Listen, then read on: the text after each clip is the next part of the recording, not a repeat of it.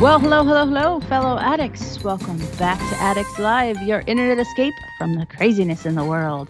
I'm Alissa, your resident head addict, and I am joined, as always, by my co-host to the north, Super Safi.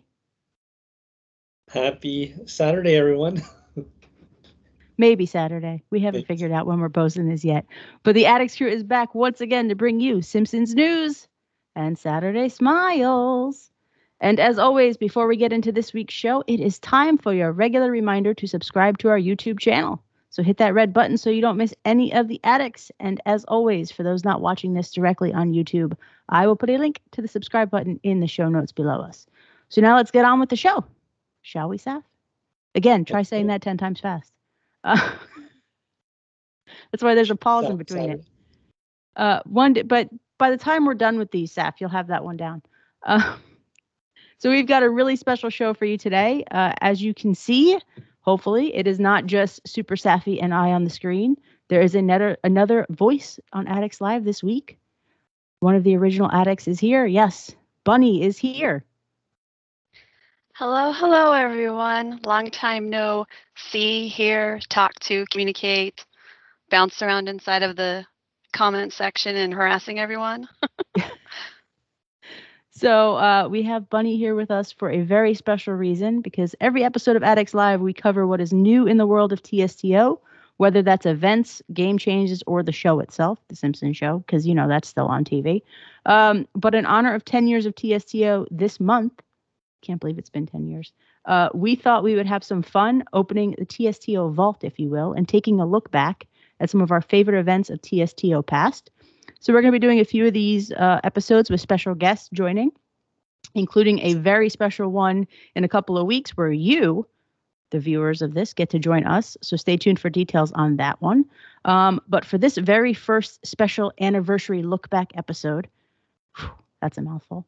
We're going to hop in our time machines and turn the clock back to 2015, not forward like Marty McFly. We're going to turn it back. And we're going to talk about one of Bunny's favorite updates, which is Terwilligers. Yay! So this is the update where Sideshow Bob finally made a permanent landing in TSTO. After years and years and years of having Sideshow Bob randomly appear every once in a while where you had to tap on him and send him back to jail, he finally made a permanent landing in TSTO with this update. So I'm going to throw some links in the show notes to the original event page for the Terwilligers event for those who want to take a look back at everything that was for it. But we're going to have some fun with this, and we're going to talk Terwilligers. So the Terwilligers update arrived in April of 2015. God, it feels like an eternity ago. And believe it or not, guys, I found the event description. Back then, we didn't get spoilers from EA like we do now. We were not as spoiled as we are now, I guess. So we had to get information the old-fashioned way. But the event description from the update itself was, Sideshow Bob is back, and he brought the whole family. Is this criminally inclined clan looking for a light opera company, or are they planning a new murder? What we do know is they are definitely not looking for any rakes. Play today and find out. So yeah, that was not as good as the current synopses, Hasaf. A little bit more sparse. So let's just kind of give some initial thoughts about Terwilligers. If we can remember back that far, it was, like I said, it does feel like an eternity ago. I had no children back then. So let's let Bunny give her some initial thoughts initially on this event. What were your thoughts when it happened? When you found out we were getting Sideshow Bob, when you saw kind of how the gameplay was, all that fun stuff. Well, I think that outside of, baby Maggie, that this was one of the ones I was definitely looking forward to. I had fun creating random things inside of my game out of leftover garbage or just pieces of little Simpson game icons. And Sideshow Bob was a fun one to create, like his actual image in kind of 8-pixel, if you will, 8-bit inside of the game. And so I was really happy and excited for him to come because I love Sideshow Bob's character. I love, just the humor and the obnoxiousness of Kelsey Grammer himself, the actor that voices him. And So I was really looking forward to the event. It was it was definitely an interesting event, and even though they prefaced it as no rakes involved, there were definitely rakes involved. A few rakes. Just a little, just a small amount. But yeah, I thought it was funny that they finally introduced like his entire family, and I know at the same time the Simpsons episodes on TV were kind of mimicking and, also presenting that Sideshow Bob wasn't just this silly little sidekick clown for Krusty. He was an actual person that had a family and a beautiful wife and a psychotic child. So it just fit my personality perfect. Yeah. No, I'm just more the psychotic child, because that's more my level. Stabby, stabby, stabby. So, Saf, do you remember anything back from Terwilligers? This is before you were part of Addicts. I'm still playing as part of the community. I remember the Moncerno buildings and trying to collect those. And there's a lot of craftables in this event as well.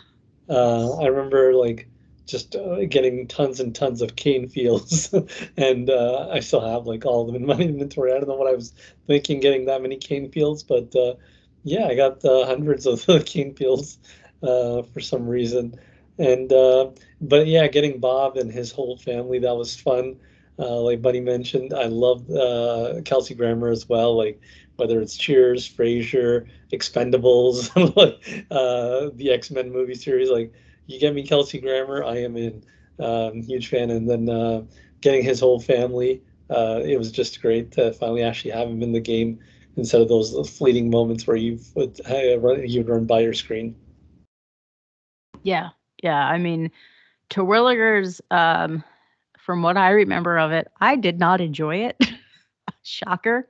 But that's because I hate the grind of crafting. I always have, always will, and I'm glad it's no longer a part of our game, no matter how many times I hear people complain about it. But it was a fun update from what I remember. I do agree. Gino is a bit psychotic, stabby. And yeah, I mean, Sideshow Bob's family, it was interesting to get everybody in the game. When you first hear it's going to be a Sideshow Bob event, or you see like the splash screen. I remember the splash screen just had Sideshow Bob on it, so you don't know what's gonna come about with the event. And to get his entire family in the game was really interesting in the quest line. This is back when I don't think the dialogue was as strong as it is now, so it was the storylines weren't as great, but it was still a fun a fun event to play out. Let's kind of talk about some specifics as much as we can remember. This gameplay for this event was a new concept to everyone back then. There was a 3-act style of play. So now we've got 4 acts in TSTO, and it's a lot different. Back then, it was 3 acts, and every act ended when the next act started. So you had to complete that prize track within that week or week and a half or whatever it was. And there was crafting. Oh, Lord, was there crafting. And even the prize track had crafting currency on it. But it still was a new type of gameplay. It just kind of came around with Halloween 2014. So it was still fun to do because it was still new. I think it was only the 3rd event we had with it. It was also interesting. Like I said, the timer ran out after you finished each act. Not after you finish each act, but when the next act started, the timer ran out for the previous act. Unlike now, where it's like everybody needs to win. Here, not everybody needed to win. So if you missed the prize, you couldn't go back, which was interesting. But let's kind of take a look at some of these prizes. And forgive me, guys, I have to.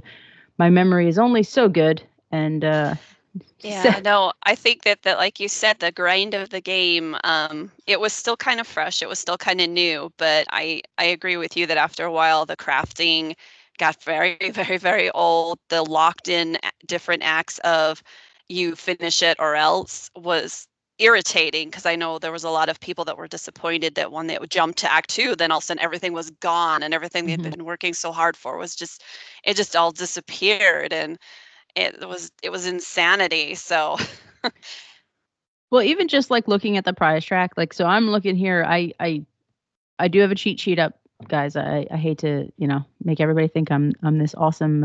I can remember a lot of things from the current year and maybe last year, but 7 years ago.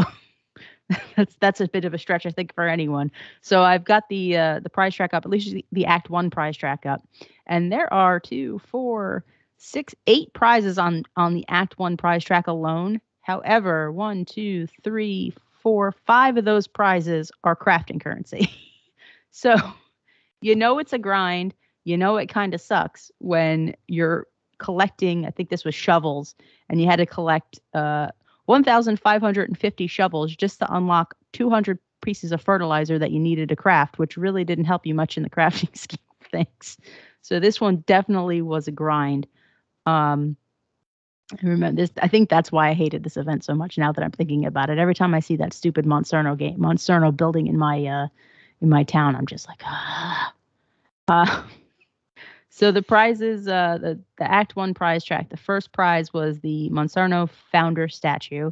And then you had some fertilizer, some corn, and then you got the old Simpson farmhouse. Bet some of you guys didn't remember that's where that came from. Then you had some mutant seeds, which didn't do anything. Fertilizer, more corn. And then the last prize was a pet mutant plant. So really on that prize track, your prizes were the Moncerno founder statue. Great, a statue. Awesome. The old Simpsons farmhouse, which is cool. And the pet mutant plant, which is an NPC. I feel like back then the real prizes were crafting. I think so too. Yeah, I think the little porta potty with the meats, the little smokehouse, Sandy John. Yep. That made me giggle. Yeah, and it seems like, it's funny. We get a lot of people that complain now about the prize track, and just kind of looking back at this, I don't think anyone has any right to complain about our prize tracks now when we have 5 actual prizes on a prize track.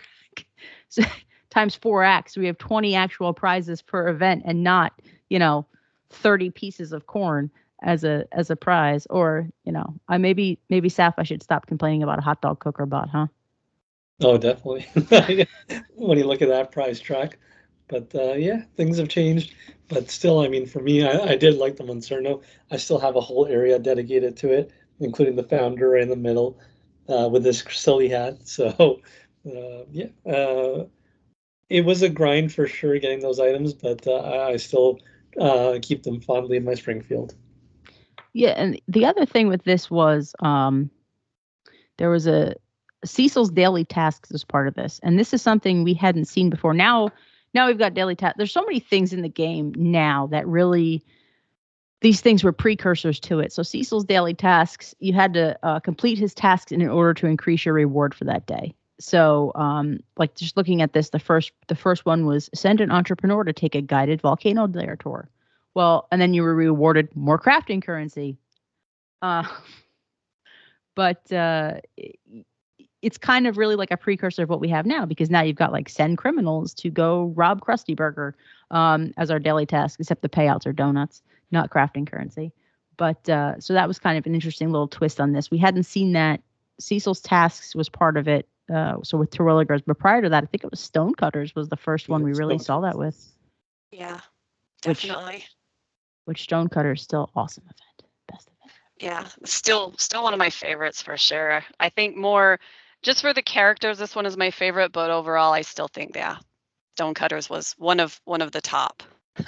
What's interesting is when I asked the folks who are gonna do these look back shows with us what their favorite episode was, or favorite update was, everyone knows that Stonecutters is everyone's favorite update. So no one said Stonecutters because everyone was trying to pick something different. I thought that was kind of interesting. Because I think it's just a given. Stonecutters was the best update ever. And maybe, Saf, we need to do like a deep dive in Stonecutters at some point. But we might just make people jealous that they didn't get to play it. So that was bound. That's just because you had to do that event while I was away.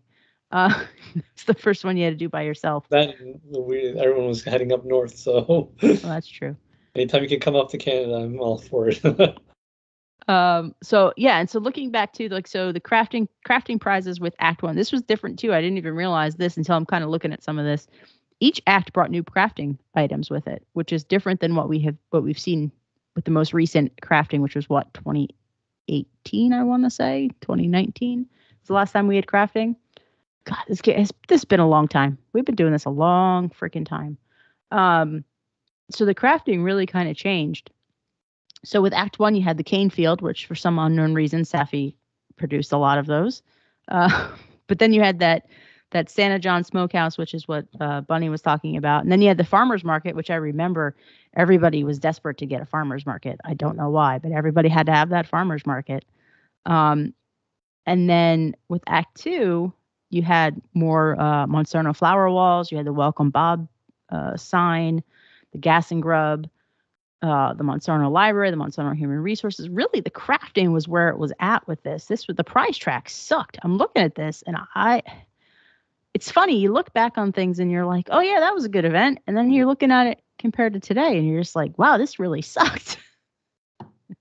The concept was great. The characters were great. Like Bunny said, it was great getting the characters, the Terwilliger family, but in the scheme of things and how they do things now, like, so Act 2 prizes, you got 3 rakes, which we'll talk about in 1 second what the rakes did. You got more crafting currency, the minimum security prison, and Sideshow Bob's dad. So Dr. Robert Terwilliger with that. And that was it. Everything else was crafting currency. So really, this event, you had 3 prizes per act, it looks like. Because even Act 3, you had Springfield Blimp, the Springfield Police Department Blimp, Opera Krusty, which was a costume for Krusty, and Sideshow Bob's mom, which was Dame Judith Underdog. So crafting is where it was at with this. My goodness, I didn't even realize. Did you remember that, Bunny? Because I didn't. Oh, I did, because me and my little designs I would put in my town. I wanted 1 million of those Monsanto flower walls, and that was the bane of my existence, is to try to craft as many of those freaking things as I possibly could. And yeah, it was like you first said, is that the grind in this, the complete grind of just crafting, because the prizes were okay, but yeah, the crafting definitely is where my attention was drawn to. That's where most of the things were that I wanted. I know with the Simpsons houseboat and stuff, I know that not too terribly long before this, we just started getting access to ocean areas and things like that. So the fact that we're starting to get sea items and sea buildings, so to speak, it was really cool. It was really exciting. It was new. It was different. But it probably drove a lot of people crazy, which I guess fits with Sideshow. That's true. I'm looking at Act 3, the Act 3 crafting. The cactus patch was on there. I remember trying to get a bazillion of those. And I think they're all sitting in my inventory now. So much like Saf with the cane walls, or the cane fields, I had cacti everywhere.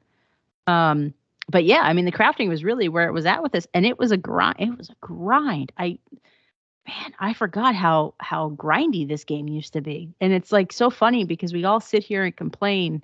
Well, I say we all. I don't think Saf and I usually complain, but we hear complaints on a regular basis of how frustratingly easy everything is. And I'm looking at this and I'm like, yeah, that's because 7 years ago everybody complained like crazy that it was too hard.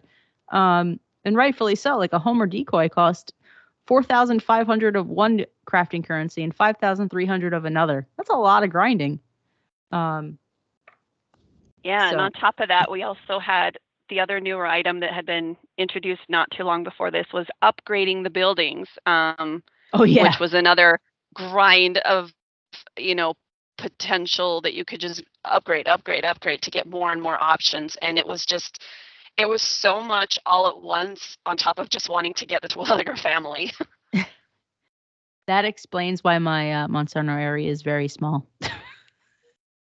Yeah, no, you have to work really hard to get all those buildings. That's why I still keep it so proudly in my Springfield. But yeah, it was definitely back then. There was a lot of the events had this aspect where you just had to log in every 4 hours, whether it was superheroes to make sure you battle before your energy's completely filled up and useless, or something like Springfield Heights, and just trying to get it so that the 8 hours don't go by or something like that. It just was something that kept you going and going and going. So Yeah, it was just a totally different style of play back then. Oh yeah, for sure. And then you had to complete the entire um, quest line. I think you had to complete the entire event to unlock Sideshow Bob, which was really hard to do. I mean, it wasn't like it was just a given. Now I feel like if you log into the game now, you just be given to you uh, with the style of event play we have now. No, honestly, nowadays, like you could take 3 days off. You could take a week off in the first act and still be able to finish all 4 prize tracks like with no issues, just because they do roll over. And like back then, like when you were on vacation, you were still tapping. Like it was. Yeah. I remember like going to like a conference in Europe and like the speaker spot talking, I'm tapping. Like I need to get my prize. The other thing too is, and Bunny, I don't know when the last time you played was, or turned on your game, or even like looked at anything related to, to TSTO, and I don't blame you if it's been a long time because there are plenty of days I wish I hadn't. But so now, like donuts have become so devalued in this game because it used to be like a treat. You got donuts. Yeah, the donuts have become devalued because of Safi. It honestly is all Safi's fault. But it used to be like a treat, like a like a accomplishment. Like I unlocked 20 donuts. Now, I mean, I clear all my town and I get like 600 donuts. Like it's not really, but it's not a chore to get donuts. Like most players now have 15,000 plus donuts in their game. Like it's nothing. It used to be back in the day, you saw somebody post a screenshot where they had more than like 5,000 donuts. You accuse them of being a cheater and hacking the game. Now that's just how it works. So the value of donuts has become so devalued that even rushing a game is like rushing an event is cheap. It's not you miss an act, you're behind on an act, you really can spend a couple hundred donuts, get everything in that act, get all 5 prizes. And I remember with this because we've always played with 2 games. I've always had an A game and a B game, and the B game is always the game that I've used to rush things, to find out information for the site, which I don't have to do as much anymore. But I remember it was a lot more expensive with donuts to rush things back then. It'd be like 100 donuts just for the next prize, or 200 donuts, or 500 donuts, to skip it to jump to the next prize. So it's interesting that the value of donuts have become so devalued that now it's actually cheaper to rush things than it was back then when, you had to pay for donuts or really work hard to earn them. It's weird how like the currency has shifted like that. It is completely insane because I'm sure there's screenshots or pictures somewhere of us having like 3, 4, 5 different devices open. Like I know when I was traveling or when you were traveling, I'd be on an airplane and an event would hit and I'd have to, cross my fingers that particular airline had Wi-Fi access because an event had just dropped and I had to try to get the information as quick as I could with all the multiple devices. And I also was out purchasing, and I know you did as well. We hit up Costco quite a few many times trying to get those gift cards at the discount bulk rate because, yeah, the amount of money we spent on gift cards to purchase donuts and other things like that for the games, insane. So insane. Oh yeah, and I'll tell you, I saw like 2 years ago, maybe even longer than that. I saw Costco had the iTunes gift cards, the discounted rate for them, where you get 100 iTunes gift cards for like $85 or something like that. And I was like, oh, I better grab some. I just finished using those and I had to give them away. Like I didn't need them in my game. I ended up giving Safi some. So like that's the difference in the game, the style of gameplay right now. I can't remember the last time. Well, I know the last time I put money in the game because you have to put money in the game now. Like I said, I don't know how much you follow. It's kind of interesting to because Steph and I, like, this is what we do all day, every day, basically. Sort of. We have jobs, we have lives, kind of. Sort of. I don't know. But now in the game, because donuts have become so devalued, the one thing I always warned everybody about was that they would create an alternate currency. And what that alternate currency is cash. Now you actually they actually put characters in the game that you have to physically spend cash on to get. So like right now, Mr. McGregor is in the game with the new event, and he's behind a paywall. You have to spend $10 for a tray of donuts, and you get Mr. McGregor to get that character. That's the only way you can get him. So I know when the last time I spent cash in the game was, because that's how you get those characters. But I can't remember the last time I actually put like a huge $100 investment to get 3,000 donuts in my game. I don't even know if it's 3,000 donuts. Is it 6 or 3? That's how long it's been.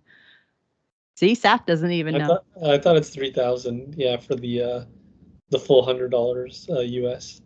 Yeah. So I don't even remember the last time I did that. Is that crazy? Like, that's like a weird concept, right? Or sorry, I believe actually it's 2,400, but they often have the 20% bonus and you get 3,000. There you go. But like, Bunny, isn't that like such an odd concept? Like, I don't have to spend money in this game anymore, and I think my main game has over 14,000 donuts in it. And I don't remember the last time I actually physically made like a big investment into the game to get those. Well, I think, and I don't know if sites like, the Addicts kind of helped contribute to it, but I think a lot of the gaming houses were really paying close attention to, what we were saying of just how expensive, how costly it was to constantly have to purchase donuts again and again and again. I mean, I swear there were some events and some times that I had to go back 3, 4, 5 times just in the same week because we just went through donuts so flippin' fast. So that is just insanity. But I get it. A lot of these games, the gaming houses do need to pay their staff. They need to make their money. So there's going to always be a paywall. It's just a matter of where it is. So I can kind of see them of why they're kind of driving. Well, the currency is not that big to you anymore, so we're going to have you go ahead and slap a character behind the donuts now. So, force you to buy, for those completionists in us all. Yep. But yeah, it's very strange. I haven't really been in my game for a while. I hadn't had a chance. I was going to a couple years ago, but did not get the opportunity. I haven't started up the games yet. My time's unfortunately dedicated more to the other job I'm currently working at now and home life. So beyond that, I haven't had the opportunity to play games as much as I would have loved to continue playing, because this was definitely one of my favorites that I ever found. I mean, it brought us together. It helped us find each other. So it was such a crazy, wild experience and such an enjoyable game that I'm glad it's still going to this day, kind of the same way I'm glad the TV series is still going. Yeah. Off and on. I mean, like the game, you've got your good series, your bad series, but still, I don't know, maybe it's just nostalgia for me. Simpsons were one of my first cartoons that I fell in love with as a kid, and it's been a part of me through my life. So the game has always been there, and stuff like this is just, it was so fun. And I'm sure it continues to be fun for a lot of people, especially if it's become easier and easier, because we were the guinea pigs of events like this one with the Terwilligers of what to not do to drive your, the audience insane and want to stabby you. It's really funny because, we're long haulers. Saf and I have been playing consistently. Safi, I think probably from pretty close to around the same time. I mean, my start date of playing this game was Christmas 2012. So like right before Christmas 2012. So I got the Maple store and all that fun stuff that everybody used to be envious of. And I think, Safi, you were like the beginning of 2013, right? Or somewhere around there? July 31st, 2013, the day I got my iPad. Yeah, it's my poem that I won the Valentine's Day contest with too in 2014.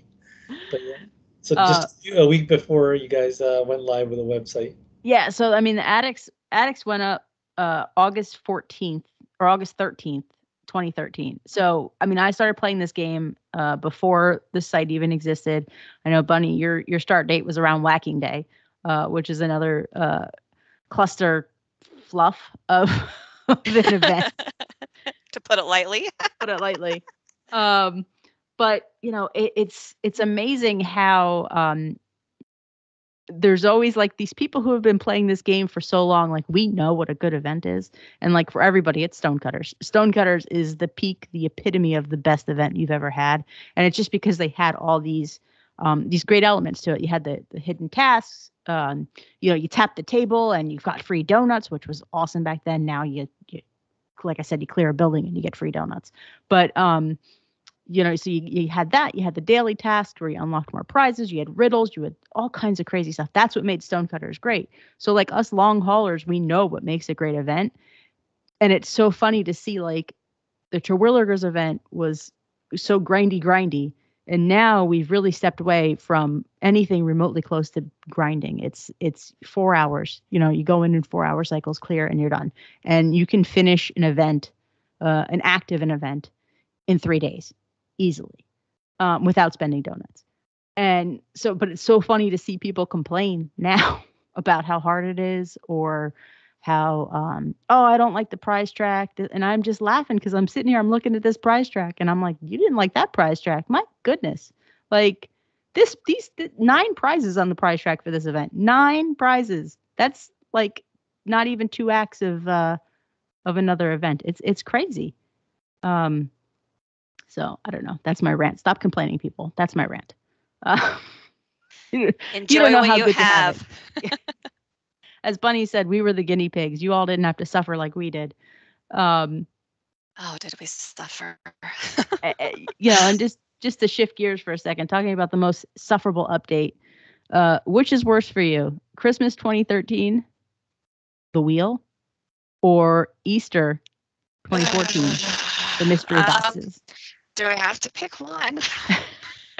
They both were a piece of Cluster fluff. I like that. It was very, very, me being Bunny, I was disappointed. I think Easter stands out more to me just because of the whole idea. I was like, yes, bunnies. And then I was like, no, take the bunnies back. No, I don't want the bunnies. Go away. But yeah, the Christmas prize wheel. Yeah. that brings back many flashbacks of nightmare and hatred and wanting to throw the tablet or the devices across the wall because it ticked me off so bad. Actually, I remember you were pretty good at spinning that wheel. You always seem to get the prizes. I was the one who always ended up with the friggin' well, this is Valentine's Day. They made it again. Or something. Yeah, something stupid. I never got the characters. I got the the candy cane lights or something stupid like that. But yeah, both of those events sucked. That's so bad. You want to talk about having it rough? That's oof. And EA will never make that mistake again, which is unfortunate because they tried something different with both of those events and they failed, but they tried, and they will never do that again. And that, I think we all kind of suffer as a result because they don't do anything different. It's the same thing over. They were great and over. concepts, but poor execution, just such poor execution. I know back then, like you said, we had a little bit different view as far as the backdoor access to the details of how the games broke down, and just seeing the numbers and adding the numbers and punching the numbers at that time. Yeah, I don't know how I ended up with some of the prizes I did. I think in like my A game, I was getting amazing, and then the B game I was getting crap. It was an algorithm, I think. It was. There was so many algorithms in there, like percentages. I just remember both of us working late hours of trying to figure out those percentages and break them down in a way that would be discernible and understandable to the audience and to the readers in a way that we still couldn't make sense of it. So I'm glad the EA did away with it, but like you said, yeah, it's sad because they did try, but failed so miserably with it. Maybe I should stop complaining too, because I had it a lot harder back then than I do now. I did a lot more work back then, Saf. Not that I don't do anything now, but maybe I should stop complaining about all the posts I have to write. I don't have to break down algorithms or figure out the math or the percentage or anything else for anything, because now everybody wins. There's no challenge. It's a lot easier in that sense. I remember Christmas 2013 was the first time I actually posted on the site. I've been reading for a few months, but yeah, and that wheel was something I felt like I had to join the community and comment. So, but yeah, for me as well, I think I'll have to agree with Bunny, and Easter was worse. I mean, the whole pick a color, pink and blue. And, that was, yeah. You can only get the prizes in that color, and it was just, yeah, it was a nightmare. Swapping eggs Yeah. That sounds so wrong. Swapping eggs.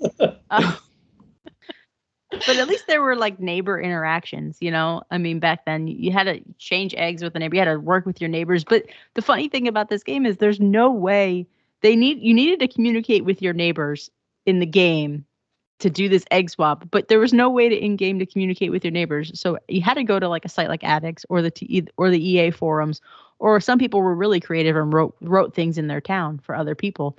But Egg spelled amazing words. It's true. It's true. I just remember the golden box with the Easter and how badly I wanted Father Sean and Cherry Bobbins, and it just took. And I have like the worst luck with everything. Like I'm terrible at playing the lottery. I'm terrible at when I gamble. Like if I play a slot machine, I suck at it. Anything that requires like luck, I have zero. So if it comes to rolling dice, though, I'm actually fairly decent at craps. But that's talent. That's talent. But I just remember how badly I wanted Father Jean and Sherry Bobbins, and it took me, I think, until like the last day of the event to unlock them. And Donuts I actually have a series of posts about it, about how frustrating it was because you just couldn't get these highly sought after characters. And now it's so funny because if I just didn't care back then and I waited, I could have gotten them in a mystery box for 30 donuts. It's the way the game is now. Yeah, I think that's another thing that kind of ticked us off about events like this is, yeah, I remember there were several times like you would throw me your device if I was back east hanging out, and I would play the game for you because you're like, you have better luck with these. You try it. You see if you can get it. And I swear there was one we probably spent close to, and not even joking, at least $500 in the iTunes gift cards to try to get some of the characters and things that we were wanting, and you still had not gotten those prizes yet. And it was such insanity. I remember with the Christmas event, spinning the wheel, and I was trying to get the snow monster, and I was like, that stupid little son of a horse duty face. I ended up throwing my phone at you, and I said, you try it. And the first spin, you got it. And I was like, you. I remember that. You were so pissed. I think the rest of the day you kept chucking stuff at me left and right. I hate you. I'm like, but I got it for you. You're like, I know. Thank you. But I hate you. Yeah, pretty much. You try for like 3 hours to unlock something and you can't get it. The stupid wheel. And in reality, if I had just spun it, I probably would have unlocked it as well. But no, that's not how it works. Had to have the magic Lucky Bunny's foot touch.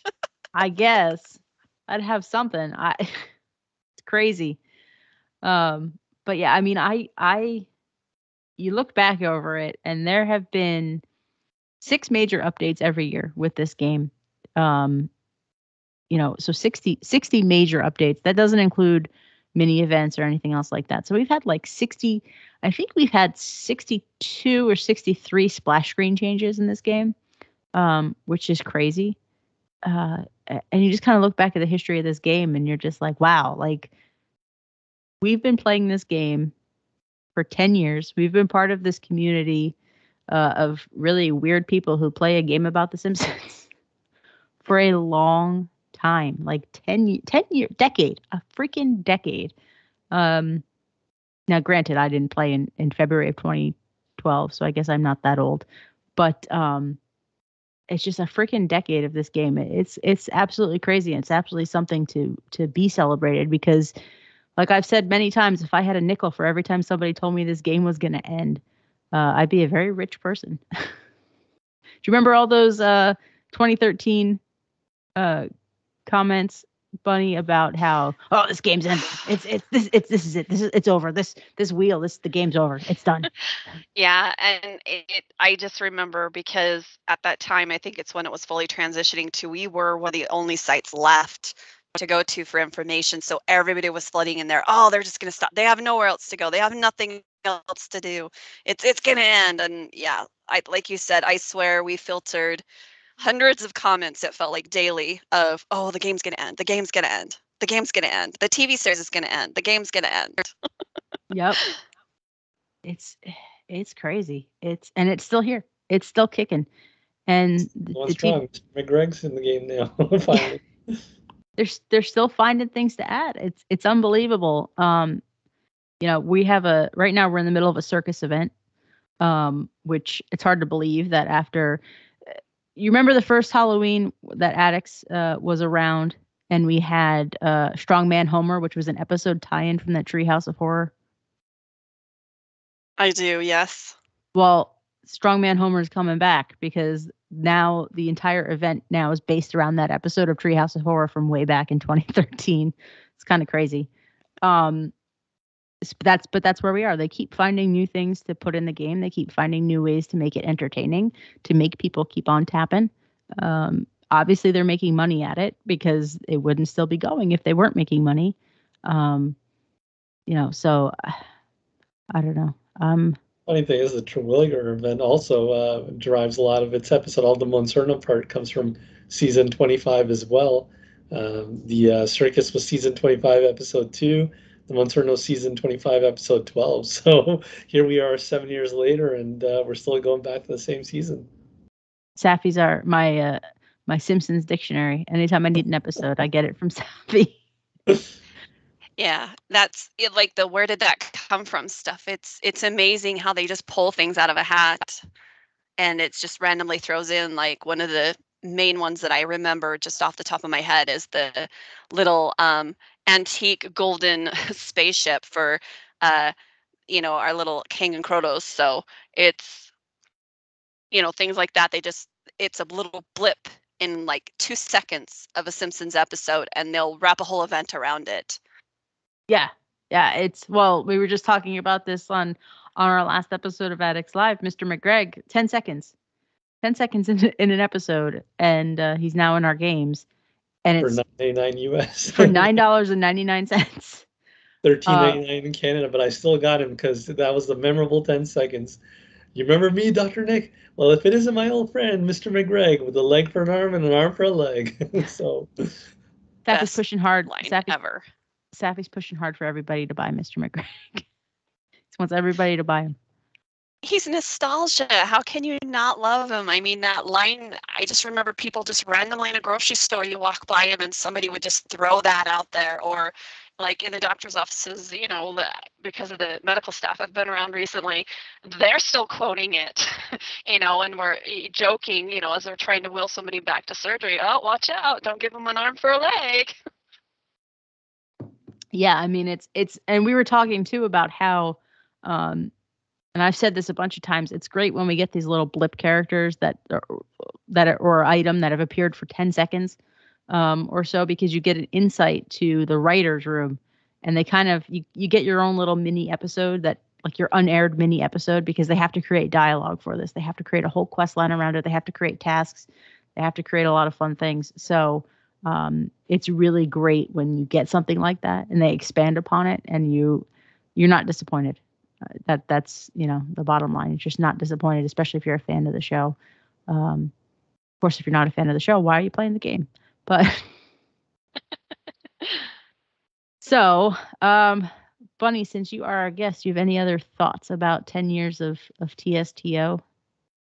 Oh, wow. I don't know. I think overall, outside of the game, I think the best things that have come from it is just the connection and the people that I met along the way, to be quite honest.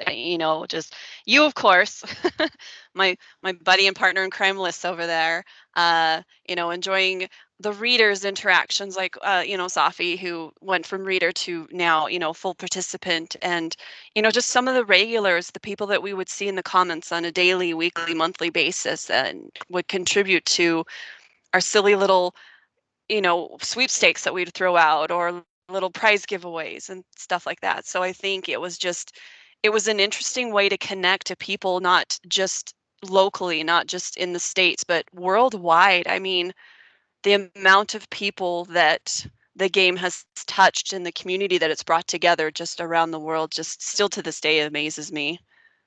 Yeah, for sure. Absolutely.